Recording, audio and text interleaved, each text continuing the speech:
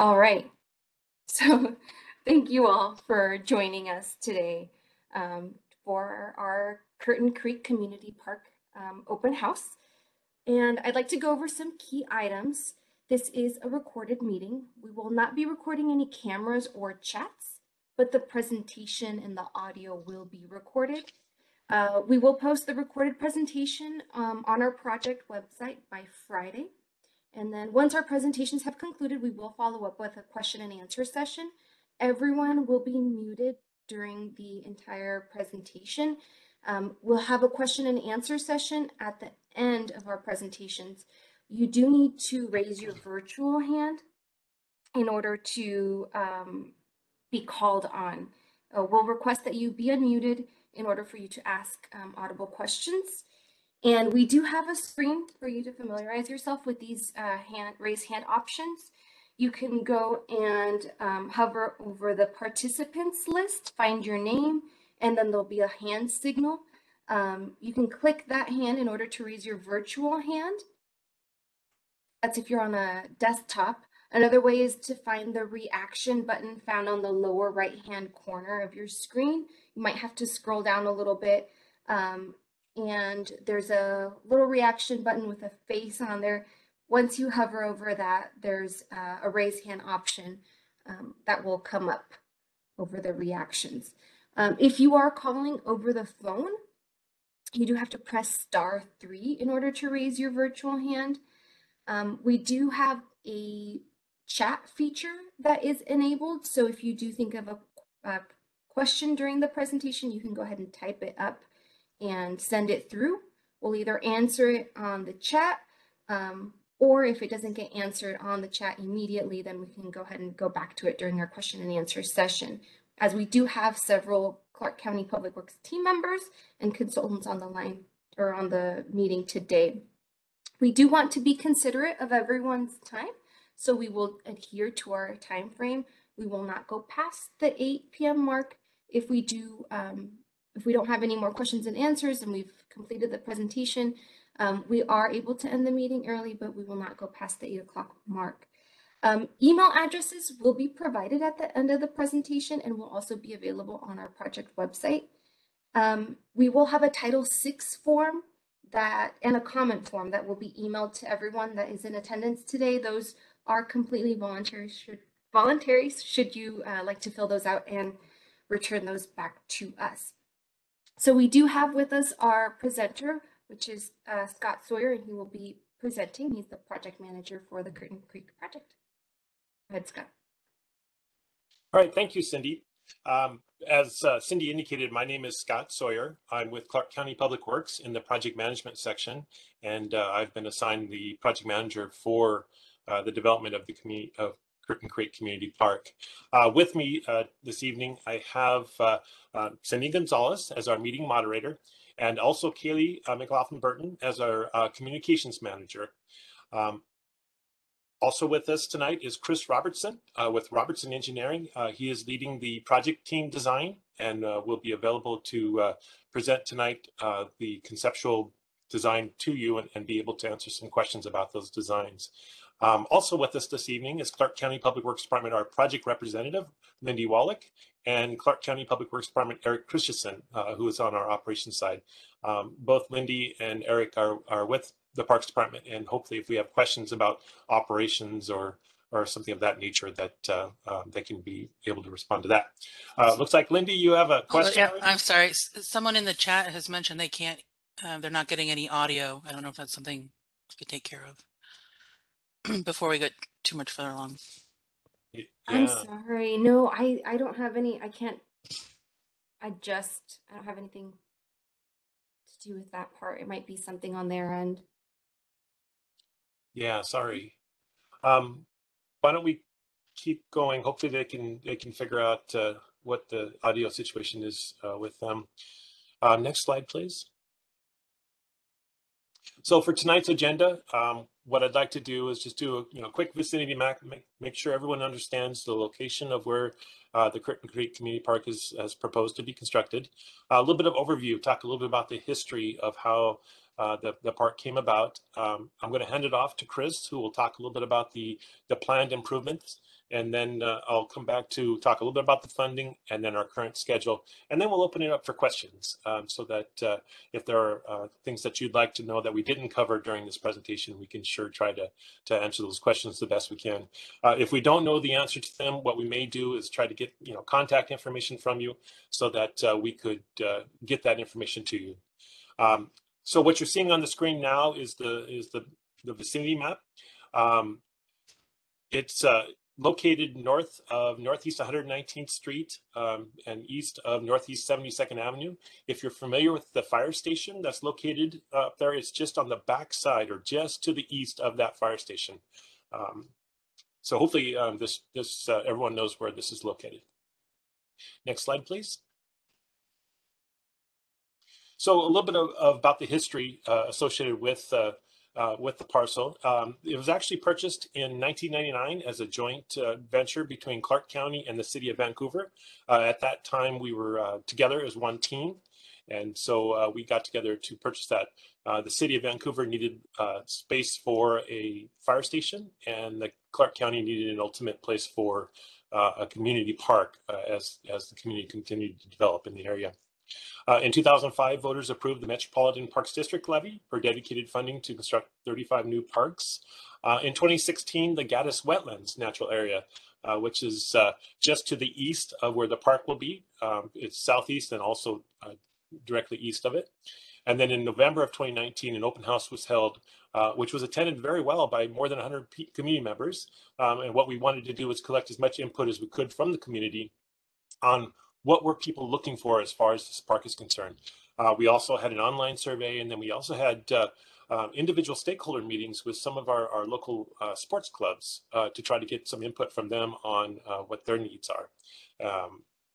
And then concept plans were presented to the Parks Advisory Board. We had multiple meetings with them, and they developed a preferred master plan and made the recommendation to proceed to Clark County Council for adoption. Unfortunately, as we all know, we got into the COVID pandemic, and at that time, the council made the decision that we're going to put a hold on things, with the exception of things that were very, had to be dealt with immediately. So this project was put on the back shelf for a little bit, and then in June of 2021, the decision was made to move forward, and so they adopted the master plan at that time. Next slide, please. With this, I'll go ahead and hand it off to Chris, and Chris will talk a little bit about the conceptual layout of the park.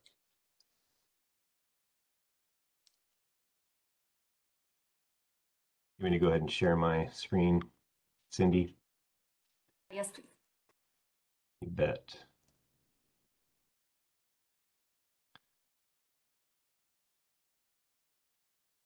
All right. So are we seeing the park now? Yes. Yes. Okay, I'll go ahead then. So same general orientation that Scott had shown with the aerial photograph. The fire station here is on the west side. 72nd Avenue is just off the page. So the main access to the fire station is the same access that the park will be using here from 72nd Avenue. Cindy, can you nod your head and make sure my cursor is showing up? Okay, great. I want to make sure I'm not leading people astray here. So kind of running from west to east. Again, to the east of us, we have the Gaddis Wetlands and Curtin Creek. So generally, we have a little bit of noisier area from 72nd Avenue, tending to the quieter area to the east side. So we have our parking loaded up front on the west side of the site. Right now, there's approximately 150 parking stalls shown. I'll zoom in a little bit here just to make it a little easier to see there. We have, it'll be a lighted parking lot. There's a couple of crosswalks here to get access from 72nd Avenue for ADA access. We have a drop-off pickup area here at kind of a main entry plaza. that runs down in between kind of these two main fields. We have a field on the south that we're showing as synthetic turf, striped for soccer, rugby, and baseball. And then a field on the north that would be natural grass that is striped for, or could be striped for anything, but it's predominantly for rugby and soccer. Up here in the northwest corner of the site, we have two hard courts shown, one sized for tennis and pickleball, and the other sized for basketball and futsal. Kind of zoom in so you can see that, with concrete sidewalk to get in, ADA access, and pathways. And then if I zoom, see if I can zoom back out. Continuing west to east, we've got this main corridor plaza coming into our pathway system. This is the location for a restroom building. And then we have open lawn and pathway area close to the wetland. A play area that's been hasn't been completely developed yet, but is a fairly good size, 7,500 to 8,500 square feet of play area. Covered picnic area here. This is a larger one, a 60 by 40. And then there's a slightly smaller one, approximately 40 by 30 up here. Kind of spread these out. And then as you walk the pathways along the site, there are several wetland viewpoint locations that haven't been fully developed yet, but are right next to the border with the Gaddis wetland, looking east. So I'm sure there are many questions about this, and I can take those questions during Q&A, kind of give yourself a chance to digest that, and then we can chat more during that section.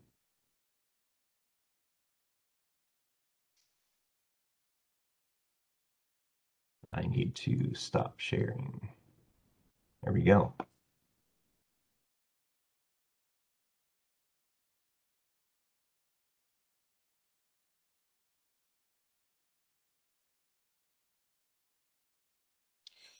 Okay, as far as project funding, some of the other additional sources we've talked about, park impact fees, real estate excise taxes, and then also a grant from the Recreational Conservation Office, or what we call an RCO grant, is looking pretty good for this project as well. So that's basically the funding for the project. Next slide, please. As far as the schedule, right now, Chris and his team are working with our building plan community development section with the land use, engineering, and building plan development. And they'll be going through that approval process through 2022.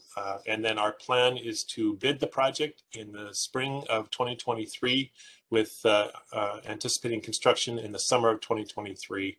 And based on our anticipated work days, we hope to be able to construct this by the end of winter 2023. As far as contact information, what I'm showing here is my contact information, my phone number, area code 564-397-4364, or you can also catch me at scott.sawyer@clark.wa.gov. Lindy Wallach is our project representative, and you can also catch her at area code 564-397-1659, or lindy.wallach@clark.wa.gov. We're also showing the Curtin Creek Community Park website, which is at clark.wa.gov/publicworks/Curtin-Creek-Community-Park. Or you're always welcome to go to our Public Works customer service, at pubwks.cservice@clark.wa.gov. And with that, be happy to answer any questions. Fairly short presentation tonight, but we did have that break, and we thought it's important to get out and just make sure you knew we're moving forward and what direction we were heading. So, Cindy, I'll head it back to you if you'd like to take it from here. Yeah, thank you so much, Scott and Chris. This is the community's time to have any questions that you would like to ask specifically about this project. You are welcome to raise your virtual hand. We put up the screen that we had up earlier.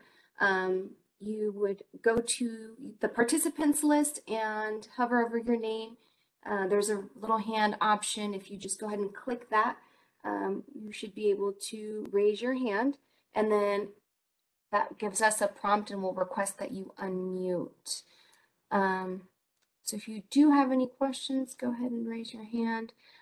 While I let people find that button, we do have a comment from someone here. It says, we would like to see water feature for kids, but based on experience, covered seating area for adults would be nice, but close enough to watch over kids.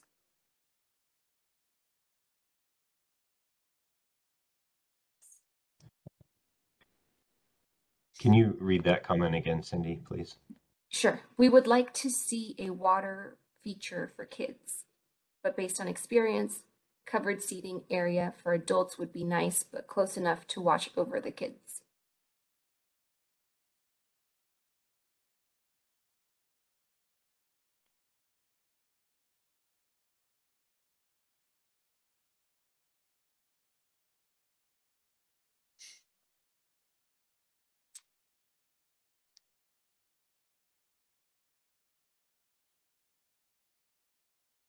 And I don't have any other comments or questions on my end. I don't see any hands raised.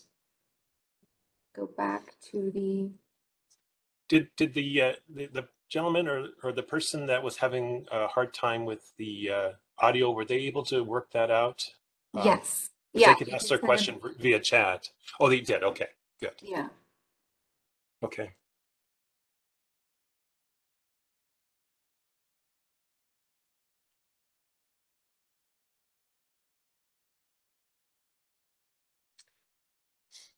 Yeah, I did go through the exhibit for the proposed improvements at a fairly broad brush level, so I'm happy to go into additional detail if there's someone that had questions about that.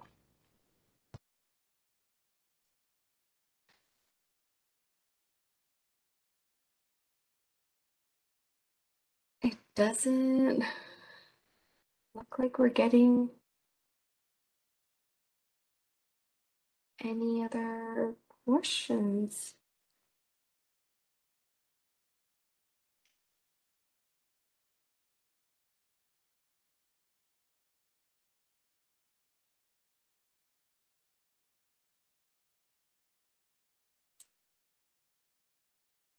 Because it's hard with these virtual meetings to have, not the same as having them in person, but definitely still request that if you have questions, comments, you're still able to voice those with us here now. Or we do have the project managers with us, consultants. We do have a question whether or not the park will be fenced. So Chris, do you want to maybe share your screen again, and we can bring up that the layout of the park, and then you can kind of explain the fencing. Yeah.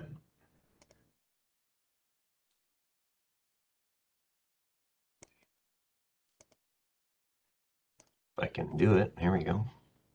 There we go. All right. So overall, the Parks Department hasn't talked about putting perimeter fencing on the outside. There are some existing fences that the neighbors have built. So our intent isn't to duplicate that or to secure the outside. Generally, the synthetic turf field, we've talked about fencing just as an asset management component, keep vehicles off and keep vandalism down, things like that. But it's intended to be an open connection to this wetland for the Gaddis wetland along the east property line. So that should flow through and look like the park really just continues on. There may be some horse rail fencing that the county desires to have there when we go through land use, just to kind of keep some of the impact and pedestrian footprints out of the actual wetland. But it would be like a 2-bar horse rail or something like that. Wouldn't be like a 6-foot chain link fence. And then in terms of overall access, it would likely be very similar to other county parks where there's a gate that is normally open during open hours, and you can get in through there. And then when they close it at the end of the day, you can still get out of the park through the traffic teeth.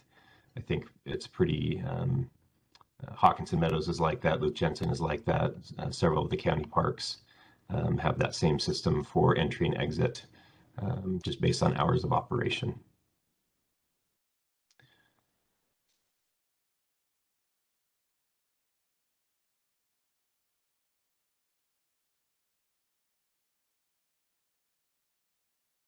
Thank you. And what about shade trees in and around the park? Yep.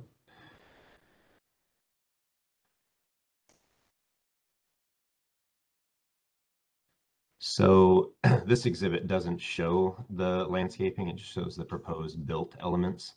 But of course there will be significant trees and landscaping throughout the park. The preliminary discussions have been for a fairly heavy treed corridor along this western property line, just to give some screening from the fire station, all of the activity and the busyness there, as well as the potential noise from 72nd Avenue that's off the page here to the left again.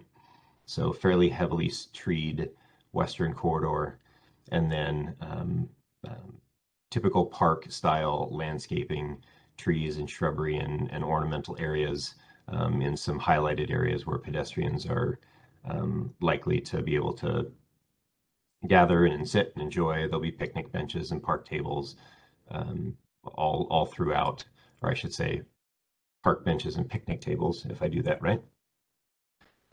Those just aren't shown at this level since we're still at an early stage. So absolutely there will be plenty of shade trees.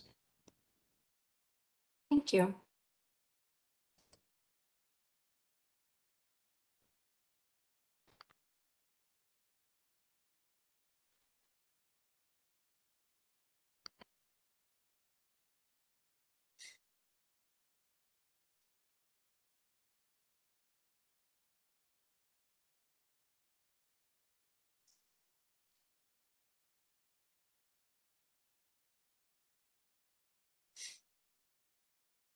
Someone had requested that we place the contact information on screen again. Sure. And again, if someone thinks of a question later on, please send me an email, and I'd be happy to get an answer to you as quick as we can. Or I'm sure Lindy is also available to answer more park-related questions than project management related.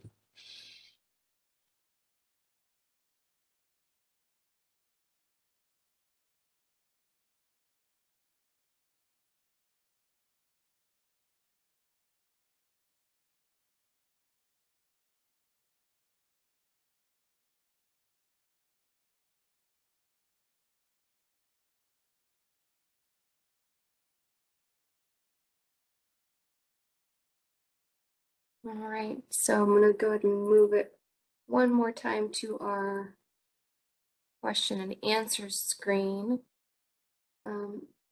If you've noticed that everyone's muted, but if you do raise your virtual hand on the app, or if you press *3 on the phone, if you're calling in, that'll give you the raise hand option. We'll go ahead and call on you and request that you unmute.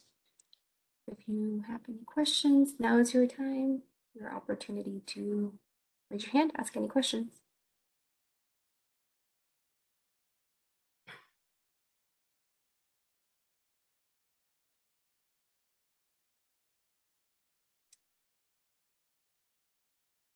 or the chat is also available. You're also able to type in a question. And I do have a comment, just a comment, but I've heard from several neighbors in the area during other land development processes, and many have asked for parklands. I think this is a great step to meet this need. Matt. Thank you, Matt. Mattson.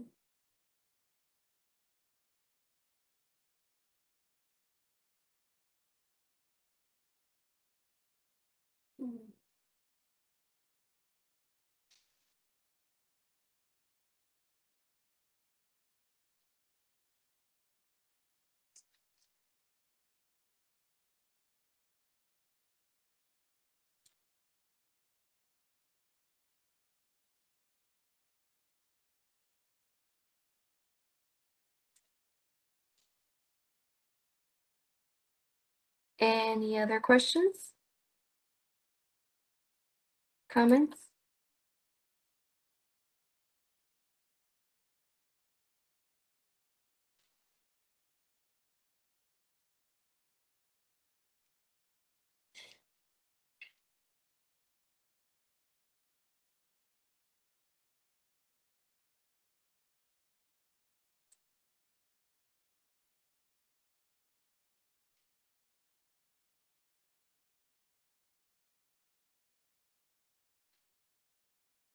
I mean, we scheduled the meeting until 8, but maybe maybe it'll be a lot shorter than we expected.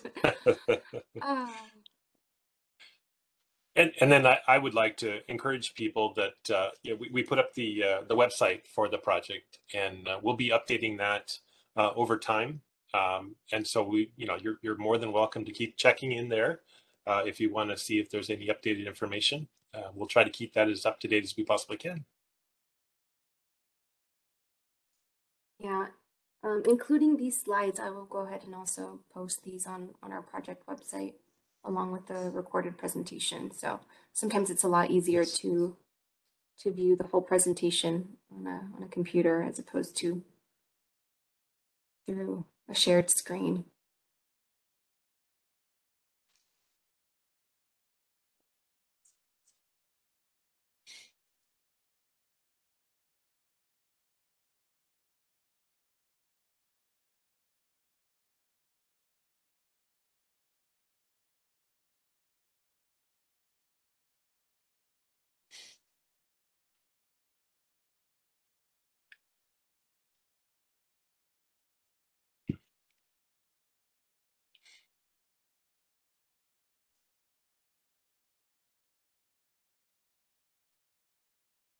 And then what are the steps to take in order to submit an idea for park features, or how does that work? So maybe I'll start, and others, especially from the park side. Lindy possibly could speak to this very well, and Eric as well. So what we did for this project is, we're basically in a two-step process. The first step was to do the master planning for the property, and so what we did, and I kind of alluded to it in the overview section, is that we held an open house in which we invited the community to come in and to provide us their input of what do you want to see in a community park in your area. And we had a really good turnout. We had well over 100 community members that showed up for that. In addition to that, what we did was an online survey in which we invited the community to provide other comments or ideas and those types of things. And then, as I mentioned, we also met with individual stakeholders like various sports clubs to kind of find out, well, what is missing, you might say, in the area that is needed. One of the things that was overwhelming that we heard was from the rugby community. There's a very big demand for rugby fields and not a lot of fields available. There's a lot of competition, especially on the high school fields for these things. And so there was a a large request for that. The other things we heard were, having a field that could be utilized during the wintertime, and thus the synthetic turf field. And so that was the process for the development of this. What I would like to propose or recommend is that we have a Parks Advisory Board that meets on a regular basis. You're welcome to provide them recommendations for what you'd like to see in your parks. They're your representatives on that park, and then your county council is also your representative for that. So, but that gives you kind of an idea how we've gotten to this point now, which is stage 2. We've as I mentioned, we've taken in as much input as we can, and unfortunately, we can't provide everything for everyone. There's just so much room on this, on this piece of property. We met with the Parks Advisory Board. We shared with them the outcome of the recommendations, and went through a series of options, and arrived at a recommended master plan, which they voted on and approved and recommended that we take to the county council for their adoption. And then finally, we brought that before the county council, shared with them the makeup of the parks.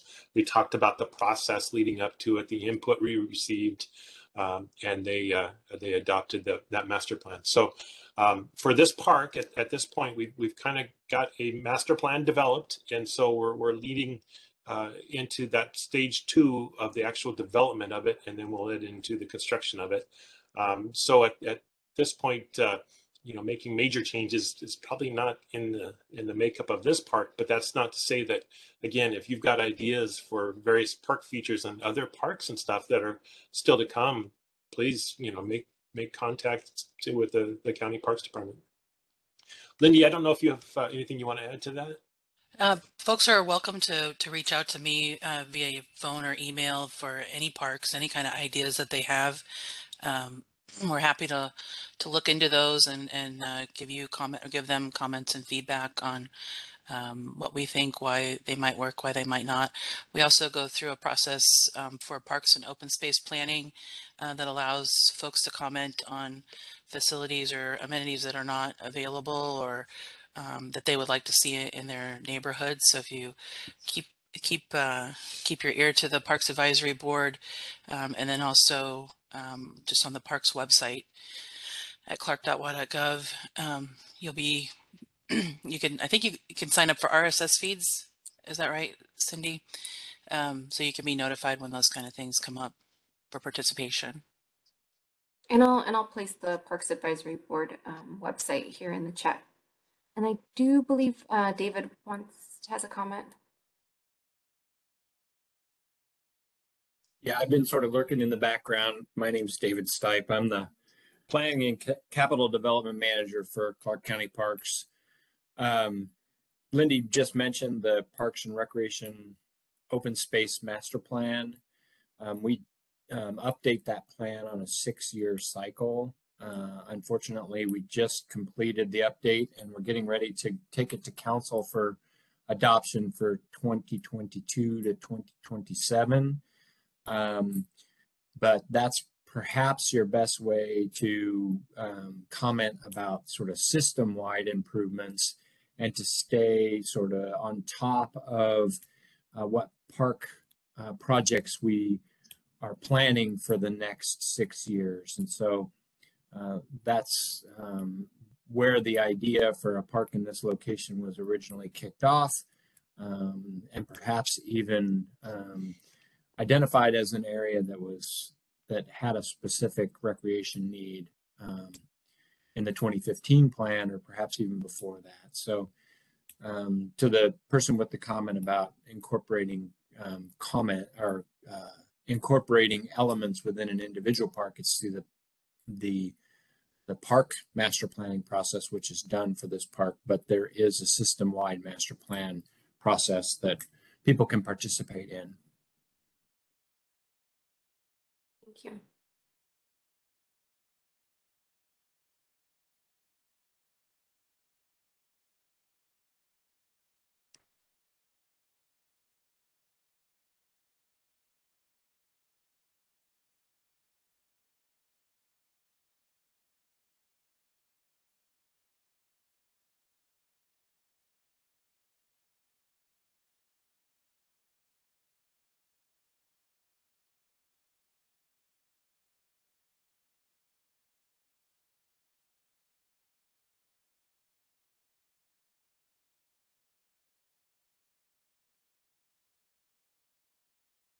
I don't know, maybe 10 more minutes or so.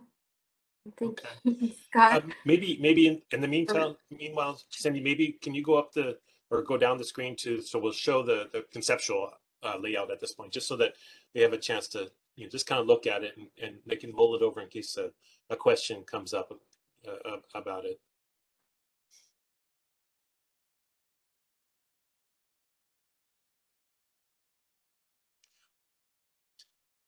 And Yeah, so Lewis, yeah, I'm sorry, Lewis, that we're down the path a little bit further than I think you were hoping. Sorry about that.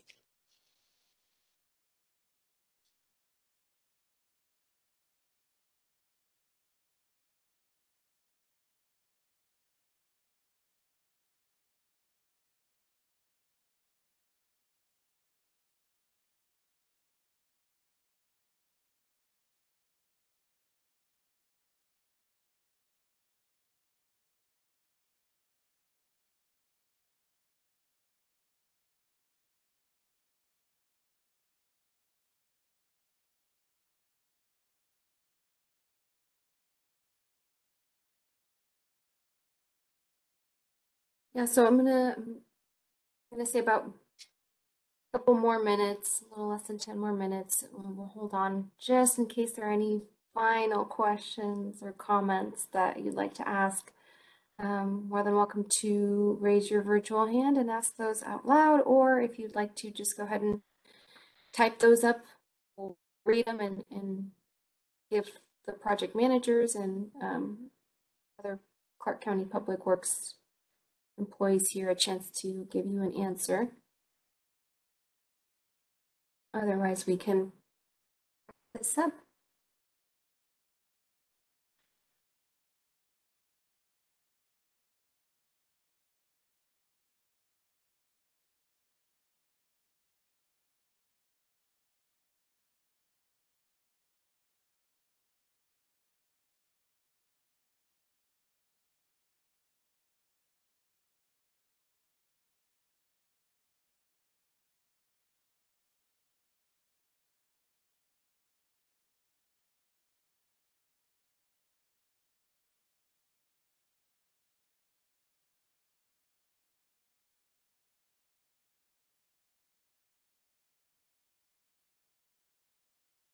Okay, so what is being done to mitigate flooding on the west side of the park, if any?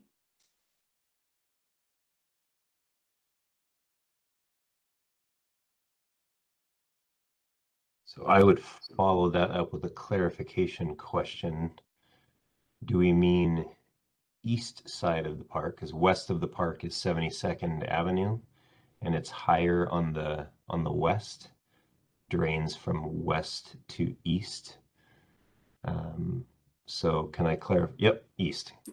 So Scott, would you, or sorry, Cindy, would you mind moving to the slide that shows the overall aerial at the beginning of the presentation? Yeah, so you can see the red square is where our park is planned, and then to the east, to the right of that, is Curtin Creek. And so that was that whole area, all the way from the top of the red square down to 119th Street, was developed into basically a wetland mitigation and flood control facility by Clark County when they did 119th Street a couple of years ago. So you can see at the bottom, kind of at the bottom right corner of that, right there, there's a detention pond, and then that meandering dark line is the Curtin Creek now. And so they've done significant plantings, excavation for stormwater. I think there's actually even another pond on the west side of that creek as well. So that's all in as part of the 119th Street project. And correct me if I'm wrong, Scott, but that was all stormwater based and then wetland mitigation based. And then you can let me know, Lewis, if that doesn't answer your question.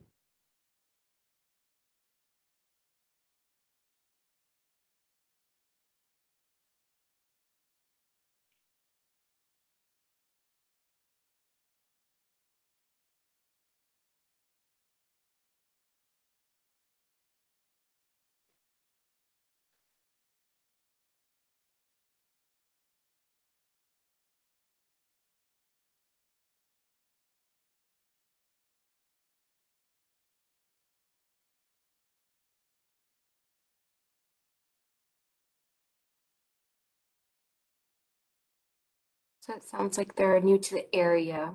Yep. Appreciates the info. Or if you're new to the area, you should definitely go see Busy Farm during the fall and shoot the pumpkins out of the slingshots. That's a lot of fun. It's right down the road there. Yeah.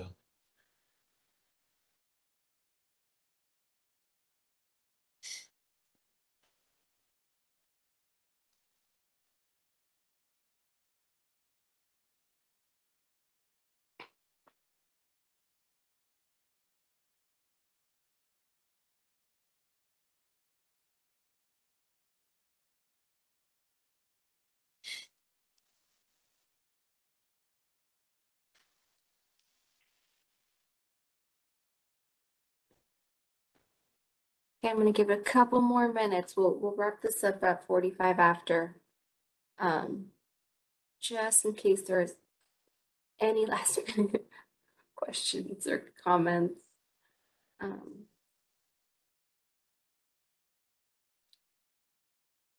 Out loud or through the chat. Raise your virtual hand. Type up your question.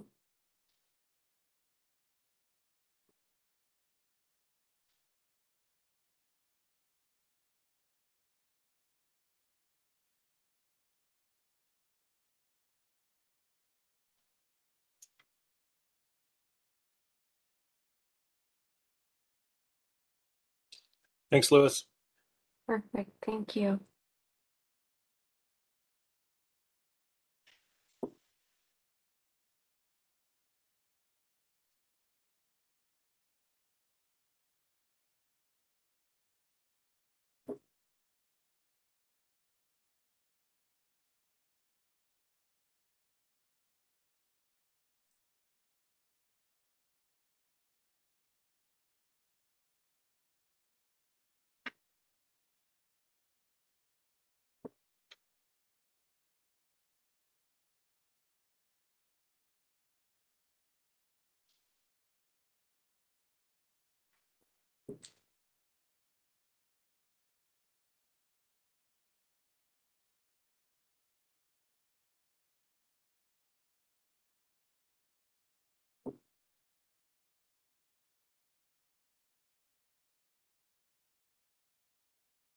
Alrighty. I think that we've given enough opportunity for additional questions or comments. As mentioned, are able to contact the project manager directly if you'd like. Also, we have our parks planner contact information on the screen right now. You can go on to the website. The recorded presentation will be available. The the slideshow presentation will also be posted on our project website. Since we are not getting more questions, comments, or any other chat questions or virtual hand raised on here, we'll go ahead and end the meeting. And if anyone does have any further questions or concerns, comments, go ahead and just reach out to our project managers directly. Thank you, everyone, for being here tonight. Thank you. Thank you.